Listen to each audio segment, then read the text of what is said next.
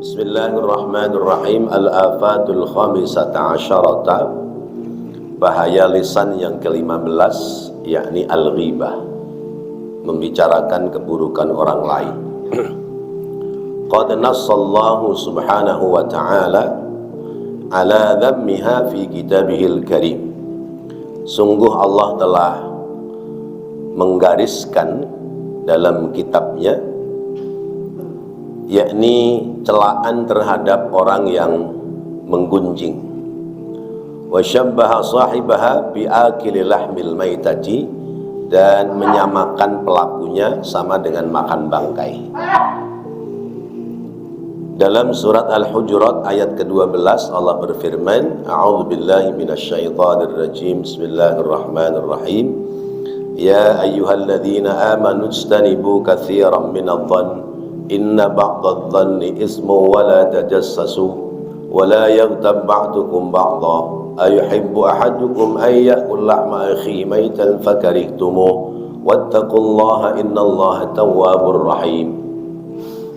Ya ayyuhalladzina amanu, wahai orang-orang yang beriman, ijtanibu, jauhi oleh kalian, katsiran, banyak-banyak, minadh-dhanni, dari berprasangka, tentu prasangka yang buruk. Inna ba'dadh-dhanni ismun, karena sebagian dari prasangka itu ismun, menjadi dosa, buruk sangka itu dosa. Wala tajassasu, dan jangan tajassus ya. Tajassus itu menebarkan ya, berita-berita yang tidak jelas. Wala yaghtab ba'dukum ba'dha, dan janganlah menggunjing satu dengan yang lain. Ayuhibbu ahadukum ayyakula lahma akhi maitan fakarihtumu, apakah kalian menyukai memakan daging dari saudaranya yang sudah mati, padahal itu menjijikkan bagimu. Wattaqullaha innallaha tawwabur rahim, bertakwalah kepada Allah, karena sungguhnya Allah zat yang maha menerima taubat lagi maha penyayang. Waqala, dan bersabda Rasulullah SAW, kullul muslim alal muslim haramun damuhu wa maluhu wa irduhu. Tiap muslim satu dengan muslim yang lain, haram darahnya, haram hartanya, dan haram pula kehormatannya.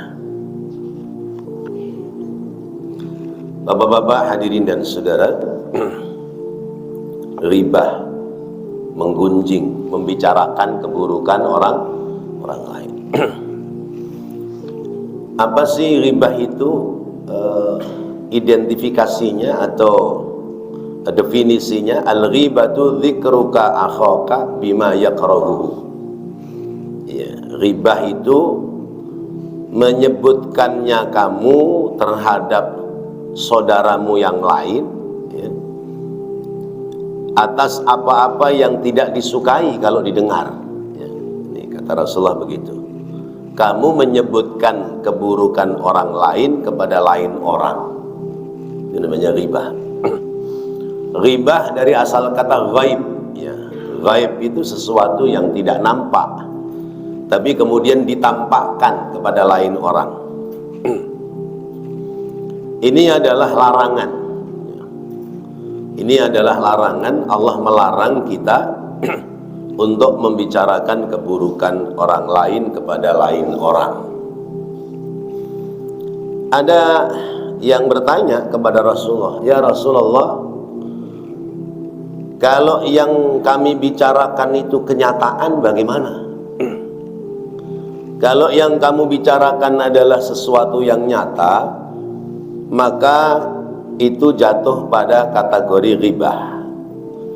Tapi kalau yang kamu bicarakan itu tidak nyata, tidak terbukti, maka itu namanya fitnah ya. Jadi ada ghibah, ada fitnah. Ghibah, makan daging saudaranya sendiri. Fitnah, perbuatan yang lebih kejam daripada pembunuhan. Wal fitnatu asyaddu minal qatl. Jadi dua-duanya pekerjaan yang dilarang oleh Allah. Setiap orang Islam terhadap orang Islam yang lain punya kewajiban dan tanggung jawab untuk memberikan keselamatan. Maka ketika kita bertemu dengan saudara kita lalu kita mengucapkan salam, artinya adalah bahwa orang itu keselamatannya ada dalam tanggung jawab. Ketika kita assalamualaikum, berarti keselamatan orang itu ada dalam tanggung jawab kita. Dia menjawab waalaikumsalam, artinya saling menanggung keselamatan masing-masing. Nah, hidup itu harus mengedepankan persaudaraan dan bukan permusuhan. Berawal dari ribah, berawal dari menggunjing, membicarakan keburukan orang lain kepada lain orang, akhirnya akan tersebar kemana-mana menjadi fitnah, lalu kemudian tidak ada lagi ketenangan di dalam kehidupan di masyarakat karena berita-berita yang sampai adalah berita-berita yang negatif, sehingga akan timbul permusuhan satu dengan yang lain. Sementara tugas kita sebagai orang muslim adalah al-muslimu man salimal muslimuna min lisanihi wa yadihi. Disebut orang Islam adalah orang yang mampu menyelamatkan saudaranya sesama orang Islam, baik lewat lisannya maupun lewat tangannya. Sekarang terbukti lisannya tidak ngomong, tapi tangannya yang ngomong, jari jemarinya yang bencet-bencet, ya. Akhirnya dikirim kepada lain orang. Nah, itu juga sama. Jadi ketika kita mengucapkan salam kepada orang lain, maka berarti kita punya tanggung jawab menjamin keselamatan dia. Ya, maka sungguh luar biasa dalam Islam, ya, setiap ketemu dengan sesama muslim, kita dianjurkan untuk mengucap salam. Mengucap salamnya hukumnya sunnah, menjawabnya hukumnya wajib. Ada kadar pahala wajib yang kalah dengan pahala sunnah, yaitu orang yang lebih dulu mengucapkan salam. Mengucapkannya salam hukumnya sunnah, menjawabnya hukumnya wajib. Yang mengucapkan salam terlebih dahulu pahalanya lebih besar daripada yang menjawabnya.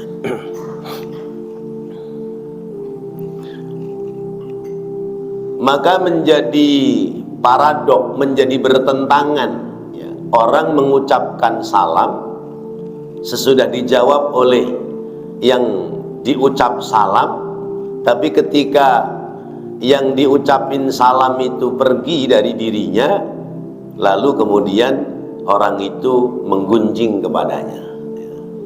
Kita lagi berdua, ada teman lewat, assalamualaikum, waalaikumsalam, gimana kabar, sehat, sehat, kemana nih? Biasa, pagi-pagi jalan-jalan olahraga. Udah tuh. Kita berdua, kita udah ucap salam sama dia, dia jalan, kita ngomongin dia yang jelek, berarti bertentangan dengan apa yang kita ucapkan, ya. Padahal kita menjamin keselamatan orang yang dimaksud. Terjadi nggak hal yang seperti itu? Kadang-kadang terjadi, kadang terjadi.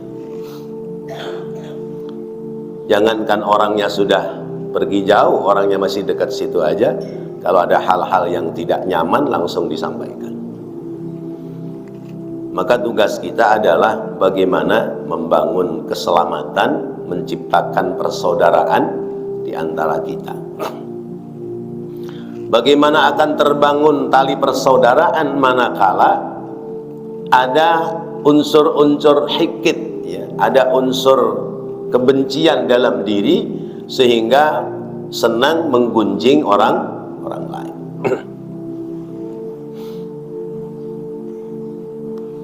Karena itu ghibah sesuatu yang bisa melumpuhkan ya, kehidupan bermasyarakat dengan harmonis.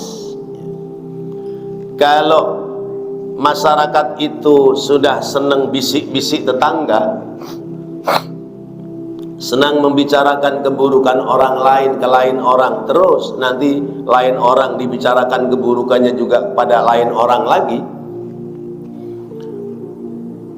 ketentraman yang ada akan menjadi rusak ya. Akan menjadi rusak karena muncul ketidakpercayaan antara satu dengan yang lain. Ya. Contoh mau pilihan RT aja, kamu pilih mana? Pilih Pak Anu. Kamu pilih Pak Anu. Oh, jangan pilih Pak itu. Pak itu kan orangnya gini. Ah, situ juga Pak itu juga orangnya gini. Akhirnya muncul ketidaknyamanan, ya. Muncul ketidaktenangan antara satu dengan yang lain. Bahkan bisa terjadi perselisihan. Akhirnya dalam hal pilihan RT sekalipun yang dikedepankan bukan progres atau program dari calonnya, tapi menghujat ya, keburukan calon yang lain. Apa sebutannya kalau dalam pilpres, pilgub? Black campaign, kampanye gelap. Yang diisukan bukan kebaikan dari calonnya, tapi keburukan dari calon lawannya. Ini menjadi tidak harmonis dalam masyarakat. Karena itu apabila ada berita yang kurang sedap, ada informasi-informasi yang miring, ya, tugas kita adalah islah. Ya. In ja'akum fasikun binaba'in fatabayyanu fa aslihu. Ya. Kalau ada berita-berita yang miring, berita-berita yang tidak baik, maka tabayyun, islah, ya. Sehingga bisa terhindar dari kesalahpahaman. Orang itu memiliki privasi masing-masing. Orang memiliki privasi masing-masing sehingga setiap orang berhak menyembunyikan apa yang dia tidak ingin diperbincangkan oleh orang lain. Ya. Karena itu jangan membuka aib rahasia orang lain. Karena setiap kita punya privasi masing-masing. Ya. Kita dan kawan-kawan kita itu ada sisi positif, ada sisi negatif. Ada yang sisi positifnya saja yang kita lihat, tapi ada pula yang sisi negatifnya juga kita lihat. Maka tutupi sisi negatif dari kawan kita, ya, sehingga orang lain tidak tahu. Kata Nabi, man satara uyuba akhihi, ya, satarallahu uyubahu yaumal qiyamah. Siapa yang mampu menutupi aib kekurangan saudara-saudaranya, maka Allah nanti di hari kiamat akan menutupi aib kekurangan dari dirinya. Wal ghibatu tatanawalul ghardha. Maka ghibah itu perbuatan yang menodai kehormatan terhadap orang lain. Setiap orang pasti punya kelemahan, punya aib, punya kekurangan, maka tutupi. Jangan malah diumbar kepada orang lain. Rasulullah bersabda, ya ma'syara man amana bilisanihi wa lam yu'min biqalbihi, la taghtabul muslimina wa la tattabi'u awratihim, fa innahu man yattabi'a awrata akhihi tattaba'allahu awratahu, wa man tattaba'a awratahu tafdahuhu walau fi jawfi baidih. Kata Nabi, wahai golongan orang yang beriman dengan lisannya namun tidak beriman dengan hatinya, Janganlah kalian menggunjing kehormatan orang Islam. Jangan pula meneliti kejelekan-kejelekan mereka, karena bagi siapapun yang meneliti kejelekan saudaranya, Allah akan meneliti kejelekan dirinya. Siapapun yang diteliti kejelekan dirinya oleh Allah, maka ia akan dipermalukan oleh Allah meskipun berada di dalam rumahnya. Jadi ada orang kadang-kadang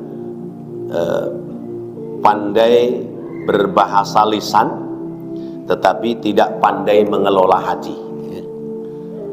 Lentera pagi saya pada beberapa hari yang lalu adalah apa yang disampaikan oleh Umar ibnul Khattab,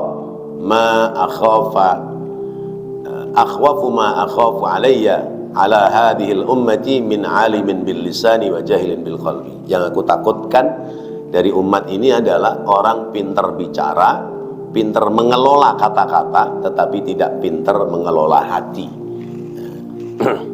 Jadi banyak orang cerdik pandai secara lisan, tapi tidak cerdik pandai secara hati, sehingga hatinya kosong. Ngomongnya luar biasa pandai, cerdas. Nah, orang-orang yang seperti itu ketika tidak mampu menutupi aib kekurangan kawan dan saudaranya, maka dia akan dibuka kejelekannya oleh Allah, dipermalukan ya, oleh Allah, sekalipun dia sedang berada di rumahnya. Artinya bahwa orang yang dia itu senang menggunjing pada orang lain, membicarakan keburukan orang lain, di dunianya akan dibongkar oleh Allah. Kemudian di akhiratnya nanti dia akan diperlihatkan oleh Allah di tengah-tengah banyak orang, ya, bahwa orang ini melakukan seperti ini dan seterusnya.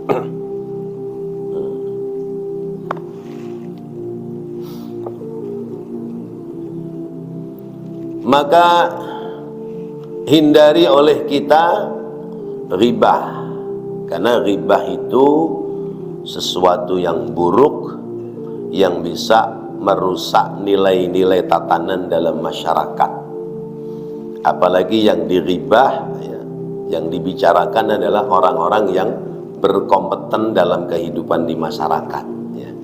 Orang baik, tapi sebab dia nggak suka dengan orang baik ini, tiap hari yang ditiupkan adalah berita-berita yang tidak baik. Ujung-ujungnya orang berkesimpulan bahwa orang ini adalah orang yang tidak baik. Maka ghibah itu ibarat kayu yang digerogoti oleh rayap. Dari luarnya masih kelihatan cakep, bagus ya. Dari luarnya kelihatan ya, tidak cacat, tapi ternyata dalamnya keropos. Begitu kalau kita ya membicarakan keburukan orang lain. Jadi orang ini tokoh di masyarakat, dia sudah berbuat baik semaksimal mungkin, tapi kadang-kadang namanya kita berbuat baik belum tentu orang lain bisa menerima baik ya. Bahkan ada pengertiannya sebaliknya, dia berbuat baik karena ada maunya. Akhirnya yang dibicarakan adalah keburukan-keburukan kita, kekurangan-kekurangan kita. Nah, kita ini ibarat kayu sedang digerogoti oleh rayap. Dari luar kelihatannya tetap bagus, mulus, tapi ternyata dalamnya sudah hancur. Tiba-tiba misalnya kayu itu bentuknya meja seperti ini, tahu-tahu ambruk aja sudah. Nah, ini sering terjadi dalam kehidupan bermasyarakat. Karena itu ciptakan kesejahteraan bersama dengan saling menutupi aib satu orang terhadap orang lain. Bahkan kaidah mengajarkan darul mafasid muqaddamun ala jalbil masalih ya. Darul mafasid muqaddamun ala jalbil masalih. Menghindari mafsadat itu harus didahulukan daripada membangun kebaikan, membangun maslahat ya. Karena buat apa kemaslahatan dibangun kalau mafsadat kerusakan masih terjadi, maka maslahatnya tidak akan terbentuk dengan baik. Misalnya mau nata jalan supaya jalan itu bagus, tapi sanitasinya tidak ditata dengan baik, maka setiap kali hujan jalanan itu akan hancur. Jadi bagaimana caranya? Sanitasinya ditata dengan baik, saluran airnya tata dengan baik, gorong-gorongnya, gotnya dibersih-bersihkan. Kalau sudah bersih, bagus, baru dibangun jalan, sehingga ketika hujan air langsung masuk gorong-gorong, rapi, beres. Itu namanya darul mafasid, ya. Mencegah kebatilan, mencegah keburukan harus didahulukan ketimbang ya, membangun kemaslahatan. Saya kasih contoh lagi. Ada maling lagi dikejar sama satpam. Itu maling larinya ke masjid. Satpamnya pakai sepatu, apa itu namanya sepatu satpam itu? Sepatu pantopel apa? Sepatu PDL. Maling masuk masjid dikejar oleh satpam. Ini satpam begitu masuk ke masjid nyopot sepatu dulu apa kejar maling? Kalau nyopot sepatu malingnya keburu jauh, ya. Jadi sudah tangkap dulu malingnya. Nah itu namanya darul mafasid, ya, mencegah mafsadah. Di masyarakat seperti itu, ya. Contoh lain, orang nanam padi pasti akan tumbuh rumput, ya. Itu kalau sudah tumbuh rumput ditabur pupuk dulu atau dicabut rumputnya dulu? Cabutin rumputnya dulu, bersihin. Kalau rumputnya sudah dicabut bersih, baru tabur pupuk. Nah itu namanya mencegah mafsadat, ya, mendahulukan mafsadat daripada maslahat, ya. Yang menjadi bahaya di masyarakat itu harus kita cegah, baru kemudian kita bangun nilai-nilai kebaikan.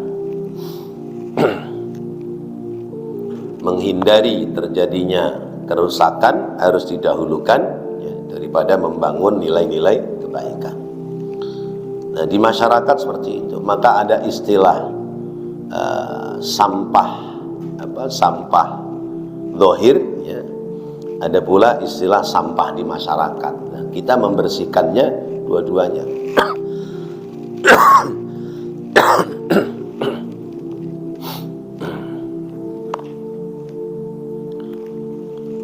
Kemudian ada ikon dari Allah. Allah menyebutkan wa ta'awanu 'alal birri wat taqwa wa la ta'awanu 'alal ismi wal 'udwan. Kita diperintahkan untuk saling tolong menolong dalam kebaikan dan ketakwaan, dan kita dilarang tolong menolong dalam perbuatan dosa dan permusuhan. Ghibah adalah salah satu pemicu sumber, ya, permusuhan dalam kehidupan bermasyarakat. Wa an Mujahidin, dan diriwayatkan dari Imam Mujahid annahu qala, bahwasanya dia berkata fi qaulihi ta'ala, pada firman Allah Ta'ala, wailul likulli humazatil lumazah alladzi jama'a malan wa 'addadah. Wailun, celaka, likulli humazatin, ya, tiap-tiap pengumpat, lumazatin, lagi mencela. Celaka orang yang mengumpat dan mencela. Al-humazah at-ta'an fin nas, wal lumazah alladhi ya'kulu luhuman nas, ya. Humazah artinya orang yang tiap hari mengumpat dan mencela orang lain. Orang lain nggak ada baiknya, yang baik cuma dia aja. orang lain nggak ada baiknya. Kemudian al-lumazah, al-lumazah maknanya alladzi ya'kulu luhuman nas, dia senang makan bangkai orang lain. Ya, bangkai orang dimakan. Wa qala ba'duhum, dan berkata sebagian ulama, ya, adrakna as-salafa wa hum la yarawna al-ibadata fis shaumi wala fis salati walakin fil kaffi an a'radin nas. Ya. Aku sempat ya ketemu dengan ulama-ulama salaf, ulama-ulama dahulu. Ya, mereka tidak menganggap ibadah adalah puasa, ibadah adalah salat, tapi ibadah adalah mencegah diri dari mengganggu kehormatan orang lain. Ibadah itu tidak sekedar sholat, zakat, puasa, haji, tapi ibadah itu adalah mampu mencegah diri dari mengganggu orang lain. Wah, ini susah ini. Karena yang namanya ghibah itu ya paling gampang. Meneliti kekurangan orang lain lebih mudah daripada meneliti kekurangan diri sendiri. Karena itu kata Rasulullah, beruntung beruntung bagi orang yang mampu meneliti kekurangan dirinya ya, daripada menghitung-hitung meneliti kekurangan orang lain. Apa peribahasa kita? Ya, gajah dipeluk mupuk mata tidak nampak, tetapi semut di seberang lautan nampak. Ya. Kesalahan orang lain kelihatan, kesalahan dirinya yang banyak tidak nampak, tidak kelihatan. Wa qala Ibnu Abbas, berkata sahabat Abdullah bin Abbas, idza aradta an tadhkura uyuba sahibaka fadhkur uyubak. Kalau kamu ingin menyebut-nyebut kejelekan orang lain, kejelekan temanmu, maka fadhkur uyubak, ya, ingat-ingat dulu ya kejelekan-kejelekanmu. Kalau kita mengingat kejelekan kita, keburukan kita, maka kita berhenti untuk mengingat keburukan orang lain. Nah, bapak-bapak, hadirin dan saudara-saudara, tetapi dalam hal ghibah ada yang boleh, ada yang tidak boleh. Ya.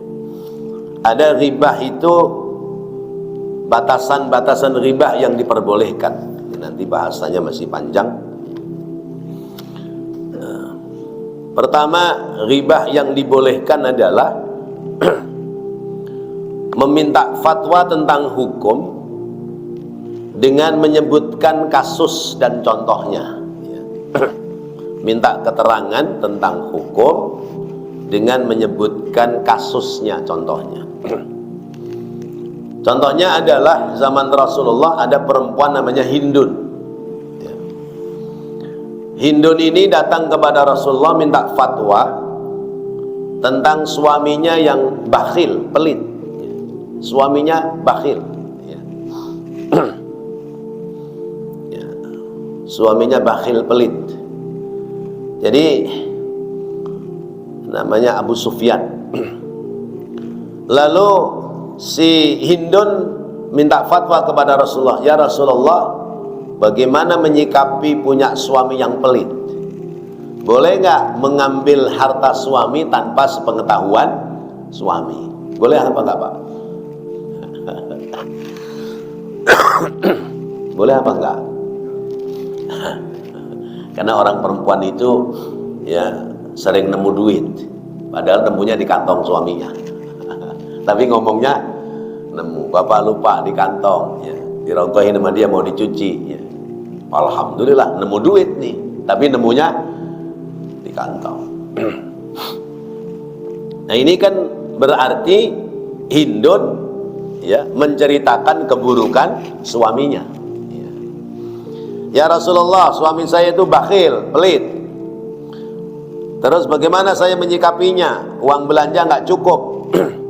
Boleh nggak saya dalam tanda kutip mencuri uang suami? mengambil tambahan uang belanja untuk kebutuhan hari-hari. Kata Rasulullah, boleh. Boleh, tapi sekedar untuk mencukupi kebutuhan. Ya. Lebih dari itu nggak boleh. Ya. Gimana Pak? Jadi orang perempuan boleh ngambil ya tambahan ya, kalau memang suaminya pelit. Tapi kalau suaminya sudah apa lawannya pelit? Ya, dermawan, ya, suaminya sudah baginya sudah cukup, ya, kok masih ngambil? Boleh nggak? Nggak boleh. Ya. Jadi bolehnya ya, yang suaminya bakhil-bakhil aja ya. Apalagi ya suaminya orang Jawa ya. Kalau ngasih duit irit sama istrinya Betawi ya. Sindirannya istri sama suaminya, dasar jawir loh katanya. Ya, jawir, Jawa irit gitu. Ya. Nah, itu nggak boleh sih begitu ya. Ya, sekalipun bercandaan.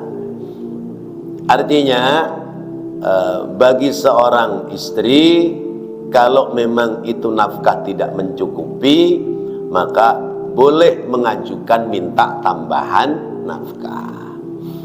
Tapi kalau dirasa memang suaminya ini pelit itu dasarnya duitnya ada, ya, uangnya ada, hartanya ada, tapi nggak mau ngasih sama istrinya.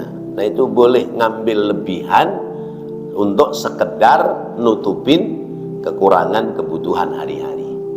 Ya, sebab kalau nanti dia ngutang ke warung ribet lagi dah. Ya, mau bayarnya dari mana orang duit nafkah dari suami?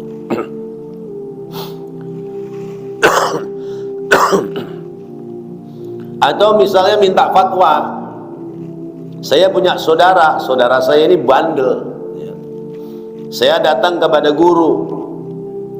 Ya, guru, ya, saya mau konsultasi ini. Ya. Saudara saya ini bandel. Ya. Dia tukang mabok, tukang minum, ya, ibadahnya juga nggak pugu, nggak jelas. Gitu. Saya nggak bisa nasihatin guru. Jadi tolong dah, guru bisa datengin, nasihatin. Ya. Nah ini kan berarti menceritakan keburukan orang lain, tapi dengan maksud, ya, dengan maksud kepingin supaya terobati keburukan orang itu. Nah, itu boleh. Yang kedua,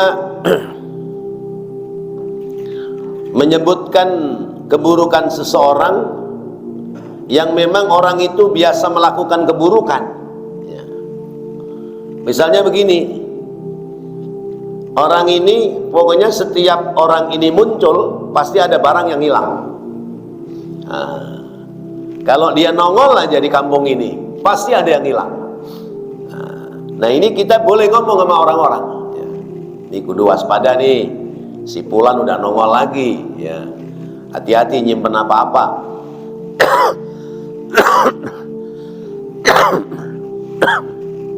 Ya Allah, lagi flu. Si Fulan udah nongol lagi. Jadi hati-hati kalau nyimpen apa-apa. Nah begitu boleh. Ya. Atau orang ini jahat, ya. Orang ini tidak bagus. Setiap nempel kepada siapa, pasti orang itu kena tipu. Misalnya gitu. Nah, kalau seperti itu, misalnya dia sedang mendekati teman kita ngomong boleh, hati-hati kamu, ya, dekat sama dia, udah banyak yang kena sama dia. Nah, misalnya begitu, itu boleh.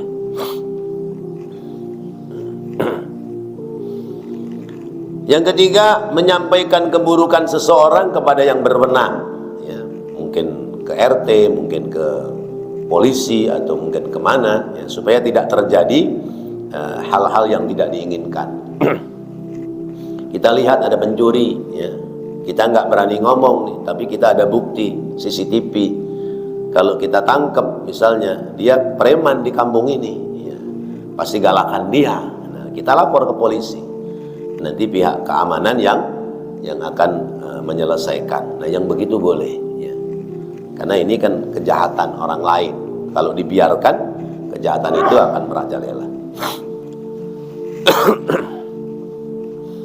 Poin yang keempat, menyampaikan kebaikan ataupun keburukan seseorang dalam hal memperoleh informasi yang positif karena untuk perjalanan kehidupan rumah tangga. Anak laki-laki seneng sama itu perempuan, ya. Maka cari informasi, ya. Ini perempuan baik-baik apa bukan, ya. Cari informasi pada orang-orang dekat, ya. Orang-orang yang dobit, yang bisa dipercaya informasinya. Sudah menemukan informasi yang positif bahwa itu perempuan bagus, baik, nah, maju itu dia ngelamar gitu. Atau sebaliknya, ada laki-laki yang nyenengin nama anak kita yang perempuan, ya. Kita masih sangsi ragu nih, ya. Kita cari tahu ini anak yang ngelencerin anak kita tiap hari ini anak mana, anak siapa. Cari informasi, oh anaknya si Anu, kira-kira bagaimana anunya, perjalanannya, oh bagus dia ini itu dan sebagainya. Nah itu boleh, karena itu untuk kelangsungan hidup ke depannya. Kemudian yang kelima, ya, memperkenalkan seseorang yang tidak dapat dikenal, ya, namanya, ya, tidak dikenal namanya, ya, maka kemudian menyebutkan kekurangannya boleh. Memang bapak nggak tahu si fulan itu, fulan yang mana? Itu yang maaf, ya, yang kakinya pincang, misalnya begitu. Ini sekedar untuk menegaskan posisi orang yang dimaksud. Nah hal seperti itu boleh. Lebih dari itu adalah larangan. Baik bapak-bapak, hadirin dan saudara-saudara, waktu semakin siang, barangkali mungkin ada yang menambahkan, silakan. Ya, ya, ya boleh. Ya.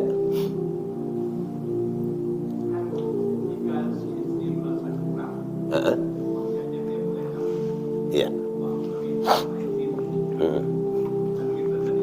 Ya.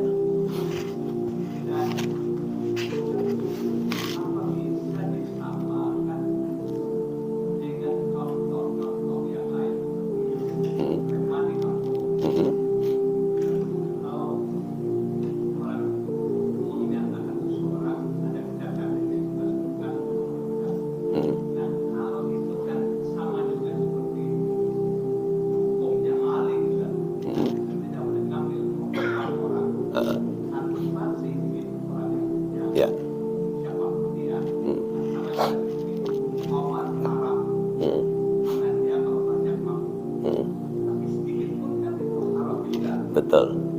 Ya. Ya. Baik. Istri mengambil tambahan uang belanja dari suami itu tidak bisa tidak bisa dikaitkan dengan hukum minuman khamr, ya. Kalau khamr sedikit banyak haram, ya. Tidak sekedar kalau mabok haram tapi nggak mabok nggak haram, ya. Tapi memang dasarnya adalah haram.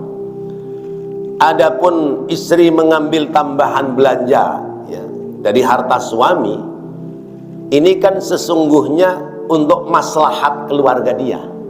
Nah, jadi ilatnya itu untuk maslahat keluarga dia, mengambilnya sekedar menutupi yang kurang, tidak lebih dari itu, ya. Jadi menutupi yang kurang. Misalnya begini, kebutuhan sehari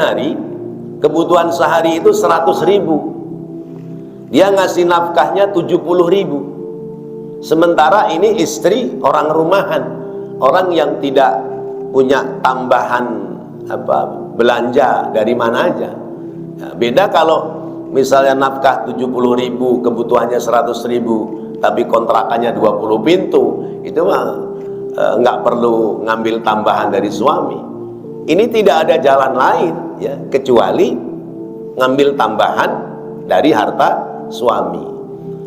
Yang diambil harta suami keperluannya untuk rumah tangga suami. Maka yang seperti itu boleh. Tapi lebih dari itu adalah larangan. Ya. Oh, mencuri dong? Iya, memang kalimatnya mencuri karena mengambil hak milik orang lain. Tetapi yang diambil adalah milik suami, manfaatnya adalah untuk keluarga dari suami itu sendiri. Maka mengambilnya tidak boleh melebihi batas dari tambahan yang dibutuhkan. Jangan sampai begini. Ini perempuan, namanya perempuan pintar nyari duit, makanya suaminya suka keder. Ya. Apa sih lo duit titip-titipin orang, kata temannya. Iya, istri saya pintar nyari duit. Nyari duit tapi duit yang di rumah. Diselempitin di peci, ketahuan. Ya. Ditaruh di sepatu, ketahuan. Ditaruh di jok motor, ketahuan. Berarti itu istri pintar nyari duit suaminya. Nah, itu nggak boleh yang begitu. Ini sekedar mengambil untuk tambahan uang belanja yang kurang. Kalau tidak kurang, maka tidak boleh.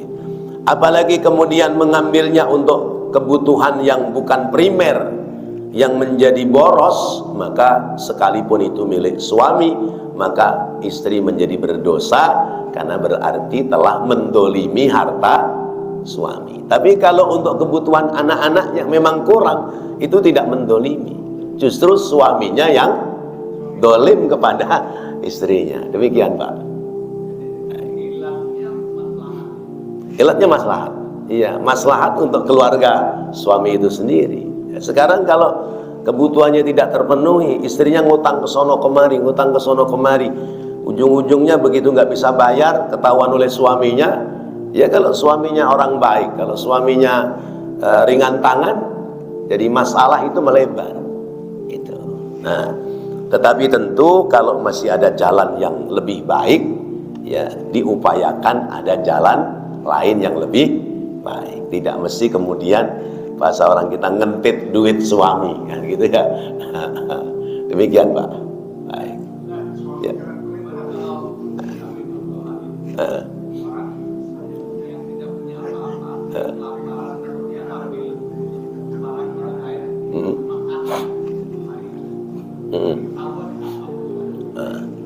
Orang dalam kesulitan hidup, ya, nggak bisa makan, nggak bisa apa, terus dia mengambil harta orang lain, dosa, karena itu hak orang lain. Terus bagaimana? Datang kepada Baitul Mal, masjid kan kasnya banyak, dia muslim, ya, masih ada cara yang lain, tidak mesti harus mencuri. Demikian. Iya, beda gitu. Nah, betul, Pak. Jadi suami jangan pelit, biar duitnya nggak dikentit sama istri. Wallahu a'lam bishawab. Mudah-mudahan jadi ilmu yang manfaat. Rabbana taqabbal minna innaka antas sami'ul alim wa tub 'alaina innaka antat tawwabur rahim. Rabbighfir warham wa anta khairur rahimin. Wa sallallahu ala sayyidina Muhammad wa ala alihi wa sahbihi wasallam. Walhamdulillahi rabbil alamin. Wassalamualaikum warahmatullahi wabarakatuh.